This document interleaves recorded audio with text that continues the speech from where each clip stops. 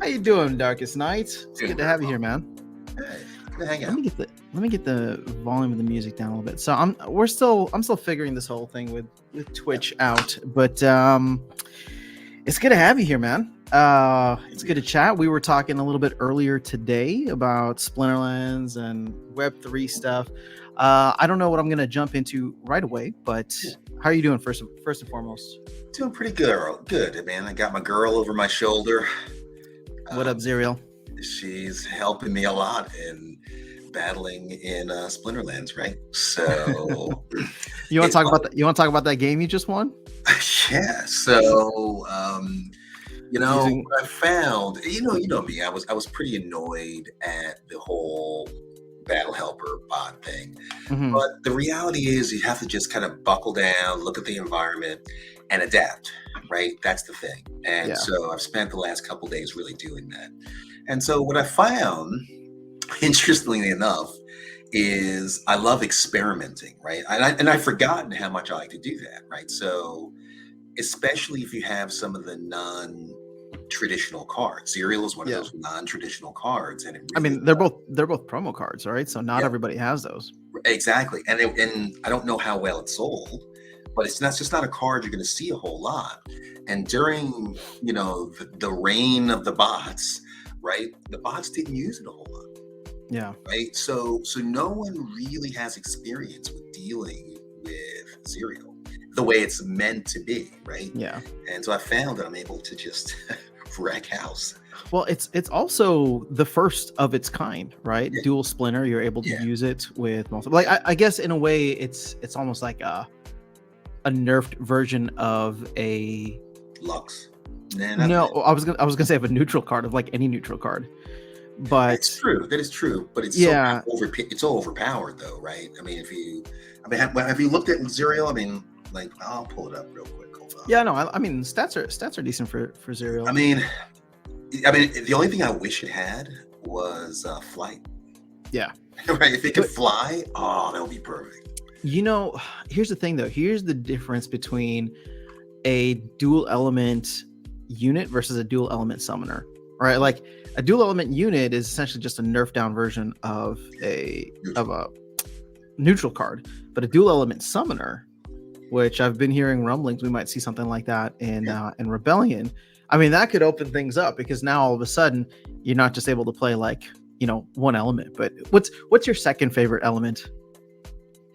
My second favorite element. Yeah, Well, my first would be would be definitely death. dragons, right? It's one of those. It bounces back Okay. and forth. Well, After dragons that, don't count; they're special. So okay, then death first, then fire. death first, then fire. So I mean, I would just be fascinated to see what kind of combos we could put together if you had a fire and death Yep. element or a summoner. That'd be pretty cool. So you made an interesting point, right? You said that Zerial's a nerf down neutral. Well, if we have dual summoner, splinter summoners, that's a nerf down Lux, right? Ish. Ish. Yeah. Yeah, you're right. But that's what makes Lux super special. So good, right? So Yeah. We should never see her come out or anything like her come out again. Ever. I hope yeah, if they were ever to release a neutral summoner again, I feel like that would take away so much of the value there. Yeah, absolutely. I don't know. So other than that, feeling pretty good, man. Again, it's been a chaotic time, right? Mhm. But chaotic times are what push us to evolve. So I feel like that's what I'm doing right now. Is just evolving. Just evolving. Mhm. How are your other Web3 exploits? Doing good, man. So I'm playing parallel, right? Still Mhm. liking that. So I've really dove into parallel. It's interesting, but I got to tell you, I want to be careful, right? The assets are really expensive relatively for what you can gain. So I just Yeah. want to be real careful with that. But it's interesting, right? If you just want to play the game and you like it, you can buy ghost cards, right? They call them apparition cards, and you get them Mhm. and you play and you do pretty good. If you decide to, and as you acquire more of the actual NFTs, then that triggers your mode of actual earnings. But again, you got to be careful, right? If you if you're expecting to go in and make a ton of money, I don't know if that's possible yet, but that's Yeah. that's the thing, right? You got to balance acquisition costs versus potential earnings. Okay, let me ask you this. How much did you make in a single one of your games? Like, what's the most amount that you've made? In what do you mean Parallel. now? Yeah. So I just played a game. I mean, let's see. I mean, I can answer that question immediately. So Virus is here. What's going on, Virus? hey, Good to see Virus. you, man. So let's look at the game that we were just talking about that was so proud of. So Wait, yeah. we're talking about Parallel, not. Oh, parallel. Well, Yeah. they do it in exponential notation, so I have no idea. Well, Right? isn't there like a certain amount of prime that you win with each? Yes. So it'll say 1.23 to the negative e. So it's exponential notation. So I don't know what that means, right? I Oh, think so it's like 1/1000th of a prime. so let's say it's 0.001 prime, right? I mean, obviously Yeah, that's that's about 10x right. probably Yeah, where you're 1/1000. at. Yeah, 1/1000.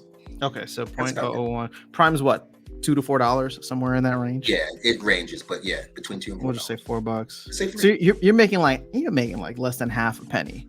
Yeah. For a battle. And the problem is the battles are long, right? Not a problem. I enjoy it, right? It's fun.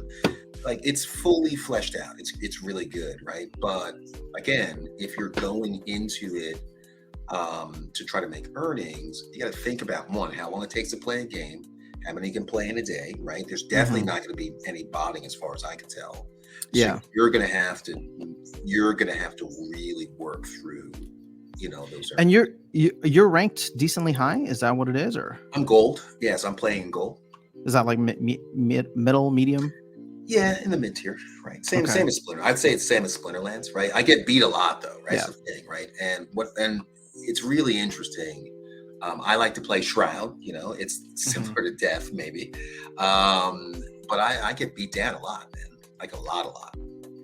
Okay, so what I'm trying to get at here is, Yeah. let's say you earn half a penny, right? For what is that called? For your game.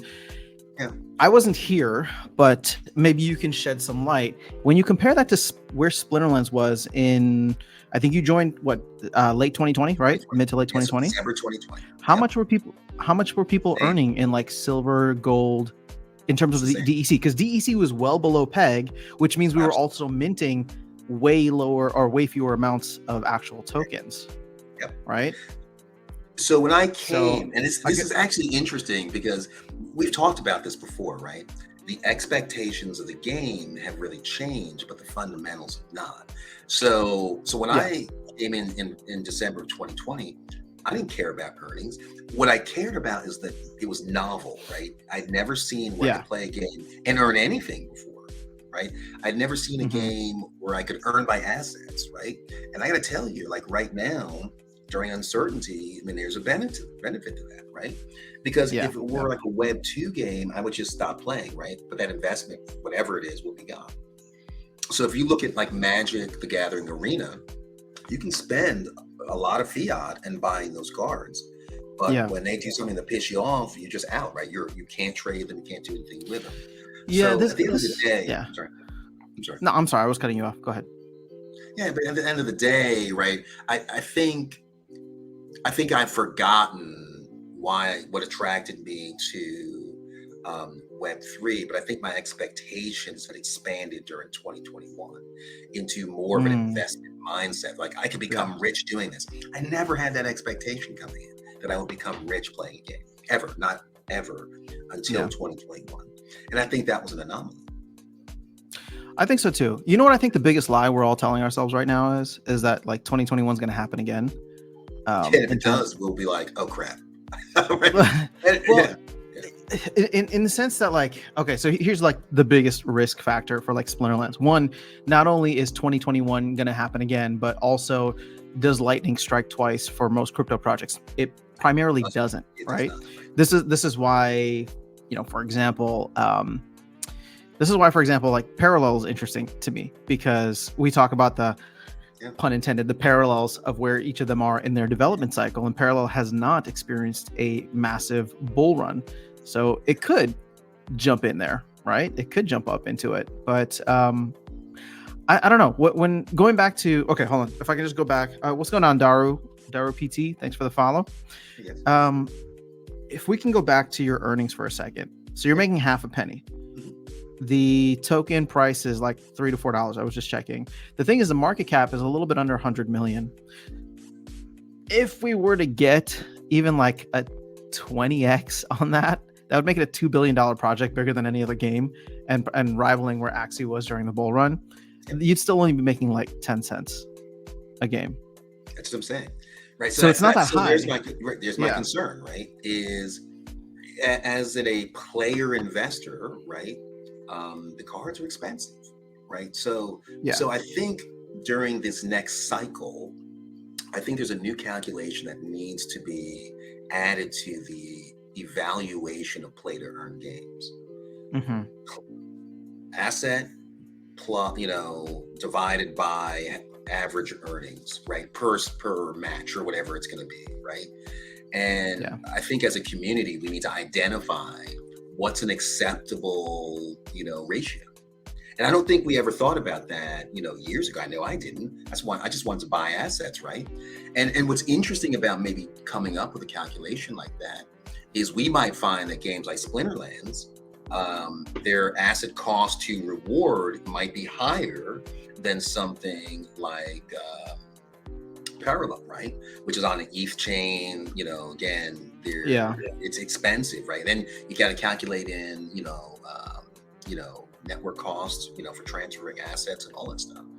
So I think the benefit over the last couple of years for us as, Splinterlands aficionados is I think we've learned a lot, right? We've been burned some, we've been rewarded some. Yeah. I think we now know the questions to ask when evaluating a project. And it's not just based on market cap, right? It's based on some solid fundamentals. Yeah, well, so this kind of goes back to what we were talking about before, right? Especially with the recent changes at Splinterlands from a company perspective and from a scope perspective. Yeah. The games, and what I mean by that is Splinterlands and Parallel, I feel like are on very different trajectories with very different like endpoints and goals.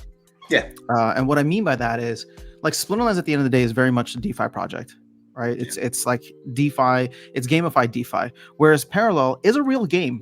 Like, and I don't mean to knock Splinterlands, but Parallel is a real game, right? Like, you're playing it because you enjoy it. There's no earnings involved. You don't really care. Like, so,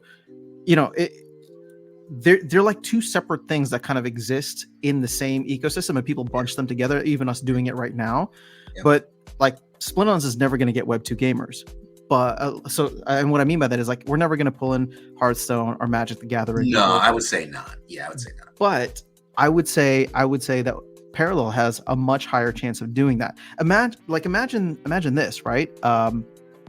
Let's say the roles were reversed. Back in 2020, you became disillusioned with Magic the Gathering, and instead you had found Parallel at that time. Yeah. And for you, it wasn't about like, the value of my cards and how much I can earn. It was just like, wait, I own the cards, like I digitally own the cards as NFTs, like and they're on I guess the best blockchain out there outside of Bitcoin, with ETH. So in that way, I think you would have jumped on board just as easily, if not more so, because you're like, I own these cards rather than. Do you get what I'm saying? No. You're 100% right. But here's the thing, right? So the interesting thing is today I've been playing Splinterlands all day in Modern. Right. Mm-hmm. I think they're fundamentally different games, right? Sure. Parallel, again, the games are a lot longer. You're literally sitting down and matching wits with your opponent, right? Turn by turn. That's important, right? For any strategy game, that's going to be really, really good. Splinterlands is more like a dopamine hit, right? Sure. I own the assets. I don't want to beat somebody. Like I pummeled my ECR all the way down to 0, right? If I wasn't getting something emotional out of it, I wouldn't have done that, right? I would have just gone and played another game of Parallel or something else, or Mirror 4, or I've done a couple of missions on Baldur's Gate, right? But instead, we were on the phone. You and I were chatting. I was beating people, and I felt pretty good about that, right? I was messing around with some of the cards, coming up with strategies.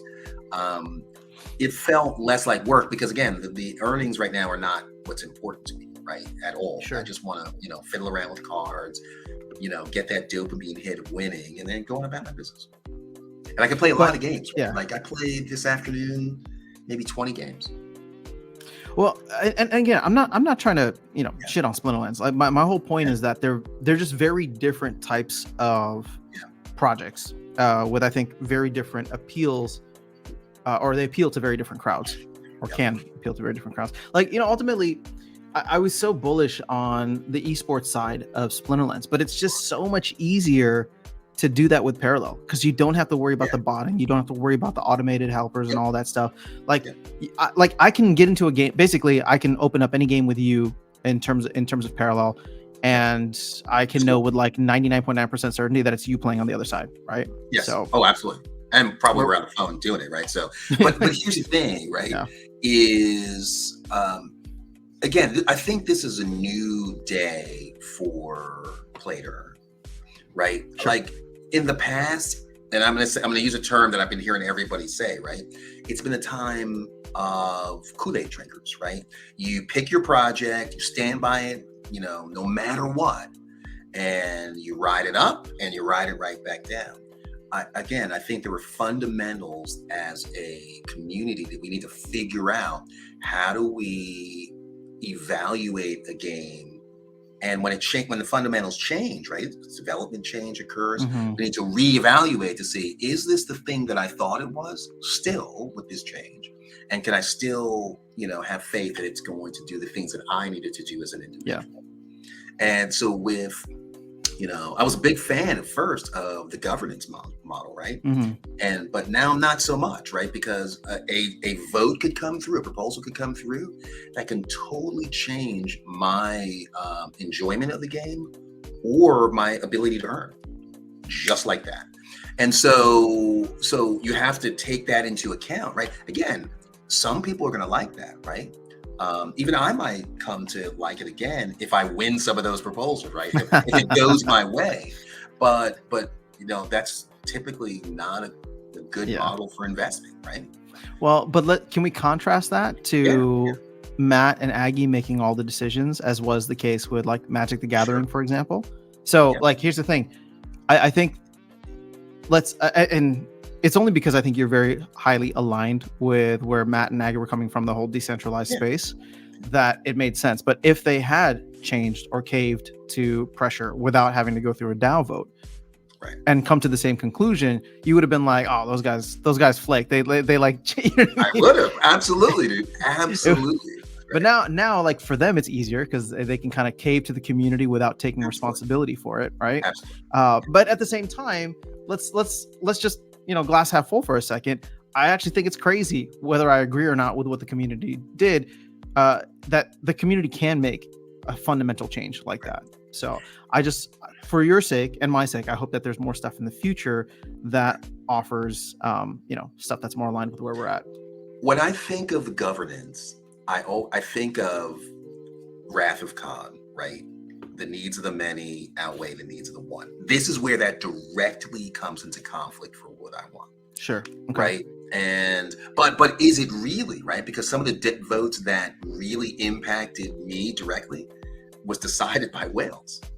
Right. Yeah. So it wasn't the needs of the many outweigh the needs of the one. It was the needs of the whaley, if you want to say it that way, right? They determined what happened literally at the last moment, right? Yeah. So and again, and I'm not going to say it was right or wrong or anything like that. What I want to say is, when evaluating a game in the future, it will be one of the criteria that I use to determine, do I want to invest in this project? Well, keep in mind that I think decentralized governance is here to stay in many cases, right? So I would say Splinterlands is actually probably further ahead than most games out there. So at the end of the day, it comes down to founders, right? With any kind of like investment, it comes down to founders. Like, do they align with your ideals? in the best Absolutely. way. You know what I mean? And how Well, much control, but here's the important part. How much control are they willing to give to the community? Sure, they want to like work towards that, but how much control will they actually give to the community? again, it's the wild wild west, right? So they get found and they say, hey, these are going to be the rules of the community and the rules of the game. And then Yeah. later on through that progression, if you told me we would be here now 3 years ago, I would have said you're crazy, right? I would have absolutely said you're crazy. But You've here been we saying are. that a lot this past week. Yeah, but here we are. Right? When Darkestnyte was So like selling his note, he's like, I can't believe we're here. I can't yeah, believe it's come to this. it's come to this, right? And I felt happy about it, right? I was like, yeah, I'm gonna get something. Yeah. Right? I wouldn't say But happy is the word. I think you felt relieved. That relieved. You know what? yeah. Again, what gave me my sense of relief is I took some off the table Yeah. and then I reached parity, right? I wasn't as upset. I wasn't as annoyed. I was able to see the reality of where we are and be okay with it, right? I think that's the big Sure. thing for Yeah. this lesson for this week is, right? For sure. Just remember to take some off the table. Yep. Make sure you think take you that wanna ice cream catch money. up All right, hold on. here. There's a bunch of chat here, which I think would be good Yeah, for let's us go. to get into. So Daru's saying, well, I think SPL is just wrongly positioned as play to earn instead of play and own. Oddly enough, I would say that Parallel will probably fall under play and own as well. Here's the Yeah. thing. Well, and we'll get into it in a second, but like, is play to earn even a thing? I don't think so. Well, you're still earning something, but when you say earn, so again, this is the part of that definition, right? Sure. It- Yeah. So again, it's the how much did you put in and how much did you earn? So maybe what we should be looking for is play and profit, right? That, I mean, as a new term, right? That's the thing I would be looking for if I want to do Web3, right? And so what is your likelihood that you're going to profit in the short and long term? And I don't think we've ever had that conversation before. Yeah. Here's the thing with it though. Like, we have not seen a sustainable model of play to earn pop up that survived the bear market, right? And sorry, maybe survived is not the right word because people are gonna point at Splinterlands limping across the finish line. Yeah, they haven't thrived in this kind of environment. Again, I people probably think that I love the game of Fortnite, but I always just go back to it because it was such a cultural phenomenon. I would say that if at any point they wanted to move towards Web3, I mean, the NFT asset ownership model would be the easiest for them. But if they wanted to move towards a play to earn type of thing, they could, because they offer a free to play game that it can be, people can cheat with the whole aimbot, but you can't bot going and playing a first person shooter, Sure. right? And what they can do is they can leverage all of the partnerships, all of the attention that they have. There's like 200,000, 300,000 people playing at any given time. And that was just actually yesterday. So I guess the point that I'm trying to make is they could pull in outside money rather than, you know what I mean? Pull in outside money to provide as like the earnings for people who are participating in the game. Where Splinterlands just gets so crazy is the fact that like it's play to earn and it's like invest to earn in many ways too, right? People just approach the ecosystem completely differently. Whereas like you're not sitting in the Parallel ecosystem wondering like, oh, should I get a node? Should I not? Should I jump into the LPs? Like it's just, I just want to go play the game, right? So it's just a very different approach. So let me ask you this question, right? So you mentioned, that they can bring in, money from the outside. How do they do that? Like, how do they get money to come in from the outside? It's because they have attention, right? So they can leverage the attention on the platform. And I mean, they probably have tens of millions monthly active users. That's something that you can go sell to advertisers, right? And so, all right, advertisers come in, and there's two ways that they can go about this. I don't think that they should actually go the play to earn model. I think they should go with the asset ownership model. They go and they leverage these partnerships and say there's a new Spider-Man movie coming out. All right, hey, we're going to make a limited skin, right, that people can use, only 1,000 copies, and we'll sell those. And those are actual NFTs that live on a blockchain somewhere, and you connect your wallet and you have access to it, but nobody else does, right? They wouldn't, here's the thing, they wouldn't do that model because they're minting money right now because they don't have to put a cap on it. right? They don't need NFTs. There's more, let's put it this way. There's more than 1,000 people who want this new skin. And so they're going to rake in the money from that. So right now the business model doesn't make sense, but I do think that somebody can come along and slowly pull Web2 users away from into Web3, just once that clicks, right? The way that it clicked for you going from Magic the Gathering into Splinterlands, where you own the asset. So that's one way they could do it, just with the NFT model. Again, the other way that I was just saying is they could also leverage those partnerships to raise capital. Like, here's the thing. Oh, hey, this week's battles are brought to you by I don't know, Allstate. I don't know. I thought of an insurance company, but it's brought to you by Gatorade, for example. Okay, this week's earnings are brought to you by Gatorade. And there's like a big Gatorade symbol on the top right. Maybe everybody in the game has a Gatorade patch, no matter what your skin is, right? So it's just branded everywhere. But Gatorade gives them, I don't know what a good average. $1 million for the week, right? In order to get in front of all those, or maybe for the month, in order to get all in front of all those eyeballs. And they take that million, maybe they take their cut, 20%, 10%, whatever it is. And then the rest, they distribute out to games, people playing those games, right? Now, this is something that I think Splinterlands could even do. And I've had this video idea for the longest time that I wanted to do before all the recent announcements, but it's like, imagine somebody coming in and offering like a tournament. And we saw that very easily, right, from like a tournament perspective.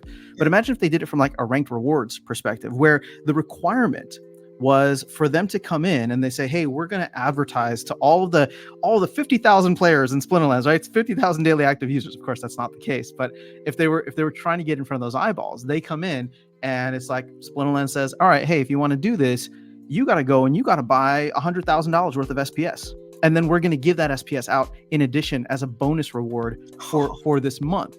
But what does that do? That's $100,000 of buying pressure from that company. You know what I mean? Like, there's so many ways in which you could tackle this, even at a smaller scale with something like Splinterlands. Yeah, and one of the things you mentioned, right? Like the example you used was cosmetics, right? Like they have no fundamental impact on the game, but they're cool, right? It's a bit of a flex. What have we been doing in Splinterlands for the last 3 years? Flexing on cards that we didn't have. Yeah. Right? Got my girl over my shoulder, right? I mean, again, it's a flex, right? So, what we've been asking from the Splinterlands perspective, we've been asking for cosmetics, right? Do you know what Parallel has? Lots of cosmetics. Oh, do they really? I haven't even explored that. Card backs, card frames, all of that stuff, and it's for participation. Right, some of it comes from Battle Pass. Some of it's for participation, for winning tournaments. They have them for that. Yeah. I mean, I'm like, man, we missed the boat, man. And again, we had been asking for the cosmetics. It's not like we weren't asking, right? We've been asking. No, and here's the thing: it's not an economy play; it's a company revenue play, which is why it's so mind-boggling that they never went for it. Because you had people like yourself who were willing to pay for all these different cosmetics just to have them. Yeah, set it on stream. I have money. I want to give it to you. Take my money, please. Yeah, please. Yeah. All right, let's catch up with some of the other chat here. NFO guys, Axler, what's going on? Saying hello to me and Darkestnyte. We got Virus here saying, I think people have burnt out on any game given a long enough time, but I think the game will be even more fun for me once Rebellion and Land 2.0 comes out. Well, we still Land 1.5. What's your Darkestnyte prediction for Land 2.0? 2025. Yeah, it's gonna take a full year. Yeah. Okay. So Var says, but I will say I do agree in a way. If the Battle Helper and bot proposals had not passed, I would not be having as much enjoyment. So proposals can shift your enjoyment. So he's just on the other side of the spectrum. Well, can you go back to that comment? Yeah, of course. So it's interesting, right? So I think this is a significant statement, right? Because why did I like the Battle Helper? Because I didn't have to think playing a game, right? I was disengaged. I was completely disengaged. I just wanted to go in, get some winnings. I didn't care, right? Once I got, what would I do? Once I got to champ 1, stop playing. Stop playing, right? Let the bot take care of the rest in wild, and I would just go away until the end of the season. Yeah. Right. And again, once I've accepted the fact that Battle Helpers are really gone, and I can tell that they're gone, right? I feel like I'm re-engaging with the game, Yeah. right? Well, And it's been so nice because you played today and you're like, oh, I'm actually better than all these chumps out here. that's exactly what I said, right? And I was kicking their tail, right? Yeah. But the problem is the battle helper was such a crutch that my skills had degraded and I had to rebuild them back up, right? And really understand what the meta is. Yeah. Again, I don't have a notebook and I don't have spreadsheets and all that, right? I'm just going with the feel. But again, I played enough games to know what a good strategy is. And I don't win everything. My win rate is probably around, 45 to 50 percent, which is Yeah. good. Yeah. Well, I would say that what's interesting is I think your stance with the battle helper, which a lot of people have commented on, Yeah. but your stance with the battle helper was probably a result of burnout, the way that Virus is saying, Yeah. right? Like you'd burned out, but like many others, you wanted the option to continue still like earning in the game, which again, that's like, should that be allowed in general or should it not? That's a conversation maybe for another day, but I will say the rewards in modern are really high. yeah. I mean, there's a lot of match liquidity issues, right? Because it's not fast to get a match. It's like it was when I first started, right? Yeah. But when you win, man, I'm winning, sometimes upwards of 15 SPS per win. Yeah. So, Yep. Interesting. All right. Let's see. Daru here saying whales or most players both tend to go wrong as people mostly vote for self-interest and not common good. That's fair. great. We like to think most would vote for common good. That isn't likely to happen in the large majority. No, I think at the end of the day, everybody's going to vote in their own self-interest. Appeal to Western players will be through ownership. Yeah. And the problem comes when you realize that, right? You can be super optimistic until you realize you just got screwed, right? And then the reaction to that is now you're in recovery mode as an owner of a company, right? Like again, the governance model sounds great until people don't get what they want. Yeah. How much have you spent on parallel? Not tokens, but cards. So in terms of, the tokens, I've converted 2 cards, right? So I bought about $200 worth of Prime, which part of their model is you burn Prime to get a chance at alpha cards, right? Okay. So once I did it once, I was like, huh. And I burned it all. I was like, oh. Oh, did you really? You burned it all? Oh yeah. It's that dopamine hit, right? Can you imagine if, in order to open packs in Splinterlands, you had to burn SPS? I mean, but I don't know that that's a bad idea. I don't know that that's a bad idea. I mean, I know we have an oversupply right now, but I can see that getting out of hand in a very bad way. We would burn it all. We'd burn it all to the ground. So yeah, I'm just saying. There is a model for that though. Maybe like, imagine if there was like a soulbound type of thing, like gladiator cards that required you to burn. Well, no, but then I guess I don't like that because you don't. I'm just telling you, I didn't have any problem doing it. Right? Fair enough. And then they went and bought more, and then I said, "Oh man, this is a roll of the dice. I don't know if I would do that." So then I just went to OpenSea and just bought the ones I wanted. Started buying cards. How are the gas fees there? Was it not bad? So the way it works, so there's a couple of different things, right? So when you burn Prime for the actual NFTs, right? So I have about 40 or so NFTs. They're put into your vault. And then you choose when to transfer them to your wallet. And they tell you, right, wait until the gas fees are low and then do it. Just keep them here as long as you want. So there's no limit to how long you can keep them there, and you can play with them, right? Yeah. So I would say I would only transfer cars to my wallet if I was planning on selling them. Got it. Okay. Right. There's no need to transfer them. So you're not impacted by gas fees. Gotcha. All right. Fair enough. All right, Virus is here saying, I'm more optimistic. I think there will always be large holders that are self-interested, but the hope is that there are more to counterbalance it and vote for the good of the game as a whole. That was the hope, but we've seen where that's not the case. So, and again, a lot of these whales and these people that can influence are anonymous, right? You'll love this or hate it, but Bubkey was in Mav Chat yesterday, I think, and he said something along the lines. He's like, now that Weirdbeard's gone, can we get rid of all the bot and bad helper bans? You know how I feel about this, right? Well, actually, I think that you would be okay with it because you want it back. So, see, the only reason why I wanted bots to not be banned was to level the playing field. Sure. Right Fair. now, the playing field feels leveled, so All right. get back into the game and re-engaging, right? Mhm. I mean, that was the only reason, right? I was getting my butt kicked by people that had automated assistance, and either you get on board with that or you don't. But right Yeah. now, it feels pretty level, right? Fair enough. All right. Hold on, give me a second here. Just get the chat going there. Yeah. All right. Darius says, hope you're right. So far, we saw the opposite. Maybe that will change. I think he's talking to Maybe. virus. Let's see here. All right. So agree on cosmetics. Every time they say we need a DEC sync, I mention cosmetics. I mean, I don't even want that to be a DEC sync. That should be company revenue. Like here we are, we're talking about like a 5 to 6 month runway for the company. And everybody's like ready to get on board and buy a bunch of Rebellion packs in order to support the company. It's like there were ways in which we've been wanting to support the company for a long time. And I don't know that another pack set was what people were asking for. You know what I would love? I mean, and this is kind of part of the lore, is I would love a customized arena, right? Mm-hmm. Maybe even a limited edition customized arena. I like Def. Give me a Def arena.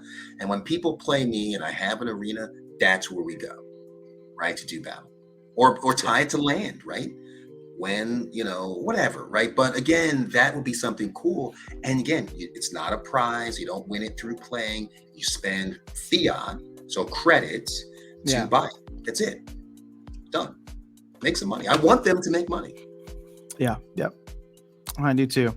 All right. Dara says, well, bot proposals in part lessened my enjoyment because of the increased wait times or due to now fighting more people with full decks or even if 700. Yeah. I mean, I'm running into that a lot too. In fact, I think the only reason that I've had a fantastic running gold is because I'm facing people who are like 400 below me.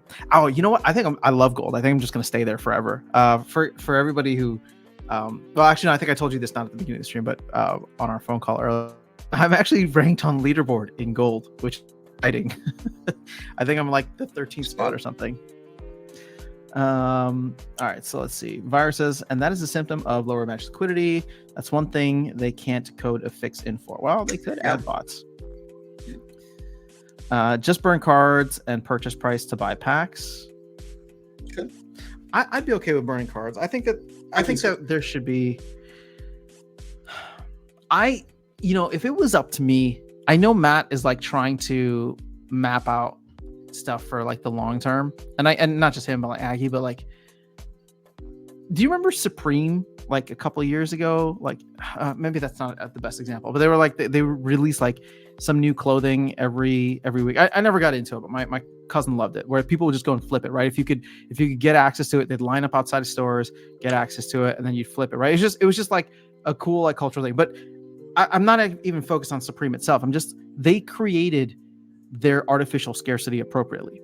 So it's almost like Matt has the data. He probably knows how many real players there are in this game. He should make enough assets for only 75% of them. And then we'd all be pushing and shoving. You know what I mean? And sure, the opposite would be people complaining about the fact that, oh, this game is too expensive to get into. Well, take a look. The game is super cheap now. Nobody wants to come in anyway. But at least if we hadn't lost our asset values, if your kitty had gone to $10,000 because of the fact that there's, you know what I mean? Like stuff like that would, I don't know. I'm not a game designer, but I do like to daydream as one in my, and I'm just like, if you create something, that's why like Chaos Legion was just such an obvious flop in many ways. They were trying to capitalize on what they thought was the case. But if you remember what was going on with Chaos Legion, man, we were doing tech modernization because the servers were failing because there were so many people playing, right? 15 million packs seemed like the right thing to do at that time. And then a month later, the crash happened, right? It's too late. Yeah, I agree. I mean, it's been a rough couple of years. It seems as though they spent a ton of money expanding the team and then realized, along with the bear market and collapse of crypto, that it wasn't going to be sustainable. And then they didn't focus on like enough revenue generation for the longest time. And then this year they were forced not to, because they had to deliver on past promises. Yep. So, like all the people saying like, oh, there's not going to be another pre-sale before land. I mean, we've had a couple of sales and now we're going to get Rebellion before land, essentially. Oh, we're definitely going to have a pre-sale for Rebellion, right? So yeah. Well, no, so Matt said in the town square, right? Rebellion will come out before land at this point. So yeah, right. So now we have more cards and less to do with them, right? Because we were expecting to have land ready, which would have eaten up a lot of the liquidity for cards, and it would make sense to buy Rebellion after that, right? Maybe, yeah, because your good cards are locked up on land, right? So now you want to start the new meta, it would totally make sense. But now you're going to go out on faith again and buy cards that you may not need. Yeah, my hope with Rebellion is that we get to see. I hope those cards stay expensive for a long time. I hope it's like Rift Watchers, but we'll have to wait and see. All right, so NFO guide saying Darkestnyte, glad to hear you're finding a good spot for yourself in Splinterlands. I think people were bummed to hear you leaving at when that was the case. Right. I mean, again, there's player versus investor versus getting to something for asset ownership. And the asset prices keep dropping. So, I mean, I'll even tell you today, right? So yesterday they spiked up a little bit, but today I'm just looking at Peak Monsters now, and yeah, so they were down, $1,200 for my entire collection, but now it's back up $800, right? Yeah. So, it's crazy times, but at least it went back up, right? It could have gone down by the time I looked at it another $500. I'll be in the 20s now. Yeah. So that's not what I want to see. Well, and this is why, like, when you and I talk, and I'm always like hesitant to be like, oh yeah, I'm gonna like sell out of everything. Part of it is because like I've split off the investor and player side, right? So if I was to sell off a bunch of stuff, it probably would be on the investor side, right? So nodes or SPS or remove like liquidity. The thing is, unlike a lot of people, like I don't have no idea what the value of my collection is, and mainly that's because like I bought it and I don't plan on selling it unless like it goes to 6 figures at some point. And then I'll be like, okay, maybe I can sell it. But right now, I don't care. Even though I'm down on it, it's like I paid the price that I paid for it at the time, and it's giving me fun and utility in the game, and I have no intention of like trying to take that out and buy something else with it because the game is still entertaining enough for me, right? Yeah. So I think for me, because again, remember I was pretty agitated at the beginning of last week. The act of taking some off the table, not all of it, but some of it, kind of moderated how I felt about it, because now I feel like I'm not underwater, right? Yeah. That I've, even though I could have gotten more from it 2 or 3 months ago, I feel like I did the right thing, and now I'm at a I have equilibrium in terms of what I've invested versus what I pulled out, and so that's now good. I feel okay. Right now I feel okay. I'm still, I'll be honest, right? I'm still unstaking SPS, because when we have After Dark Fest, that's going to be a decision point, right? 30 days after the changes. Where are we? What's the state of the union of Splinterlands, right? Yeah. And as a result of that discussion, I might sell some more, or I might not. I might restake it. Don't know. So Matt, from my perspective, has 30 days to fix a bunch of stuff. Because, and again, the reason why it's 30 days is Matt has already told us there's a 5 to 6 month runway. Right. So in 30 days, that now goes to 4 to 5. That's a razor's edge, man. That's too close for comfort.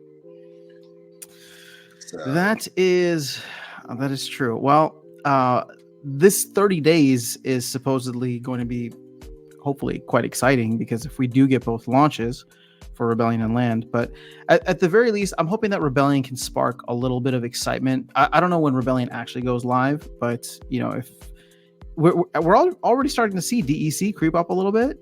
Vouchers are creeping up a little bit. So yeah. This is where you front run the front run. Right. So you mean it's October is supposed to be as exciting as June is supposed to be? Oh, wait. Sorry. No, it's okay. It's okay. Hey, you know what? I mean, I've it's heard this before, right? So I mean, let's hope October can live up to June's hype. Now, okay, here's and you know me, I'm on the same page as you about like all of this stuff. It's like we've heard it all before. I worry genuinely that and this is why I keep calling it out as co-op. Everybody who's out there being like, oh, Matt's here and he's gonna right the ship and he's gonna do whatever. I'm just like, all right, dude, Matt's great, but he can't fix everything, right? And part of what I feel like I'm seeing and reading a lot of the times is people just throwing blind hope into the mix, mainly because we're all too emotionally tied to this project to understand that, like, again, I'm not saying that it's going to fail. I'm just saying that, like, there's just a blind belief out there. You know what I mean? People just throwing blind. Like, look at all the people who are going to buy like 2,000 packs of Rebellion. Like, what? I want to support the game and I want Matt to succeed, and I'm not trying to stop them from spending 2,000, but I'm like, this is very different from when Chaos Legion was there. When Chaos Legion things were at an all-time high, they were promising a lot of things that some came true, some didn't. So yeah, I don't know. Like I can't get you're not buying any packs, right? So I mean, I have enough cards. Like, what the heck, right? Like, that's the problem, right? I already have too many cards. Yeah, true. All right, hold on. Let's see what else is. And actually, let me point out, someone made a post on one of your videos about the world being different now, right? The economy is very different than it was in 21, right? When you're spending, $200 for groceries, right? Like, do you have any extra money to, spend thousands of dollars on crypto assets? Yeah. No, most people don't right now. Yeah. And that's a reality, right? Like that's where the real world intersects with a fantasy world. And you're like, man, I'd love to buy some new dragon cards, but my family has to eat.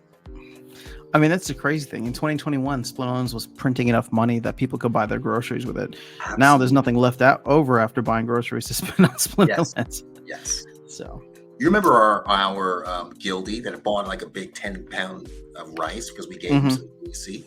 Yeah. Right? That was crazy. But could you do that now? No. Oh, all right. Virus is saying they should have done cosmetics back when they had more devs, but now you have to think of the company cost to reward. I don't think either cosmetics or battle pass are bringing more revenue than the cost to the dev to required. See, I don't know so here's the thing, right? I don't know if I agree with that, right? Because the mechanism is already in place for it, right? They have a market where you sell skins, right? Just update skins. What's the one skin that I would pay $1 million for? Lily Shieldpaw. Maybe not $1 million. I'd pay $1 million DC for it though. There you go. Right? But yeah, man. I mean, it already exists. I think Matt said something like it's super old and whatever, but I'm just like, at this point, it's working, right? We don't need fancy. We just need working. What's interesting here about Virus's point though is he's saying that they should have done it when they had all the or more devs on the team. This is where the other fallacy comes in, and I see a lot of salty mavs talking about it. Salty mavs that I agree with in sentiment, right? It's a sense of like, okay, so once again, here we are, similar to November of last year when they did their last round of layoffs, where there's a ton of stuff they need to deliver and there's less people to do it. Yep. Yet they're saying like, I love Nate, but he always talks about lean, mean, fighting machine, all that. I'm just like, dude, you can only get so lean before you can't do anything, right. And it's like, I just don't like, I just don't want to be set up for like these false promises and false expectations again. It's really what it comes down to. The team just wasted time, right? They wasted basically 2 years, and they can never get that time back. Mm-hmm. Right? That's the problem, right? Is they can make a decision, and now the clock starts from here when they decided to actually take action. Again, even with land, right?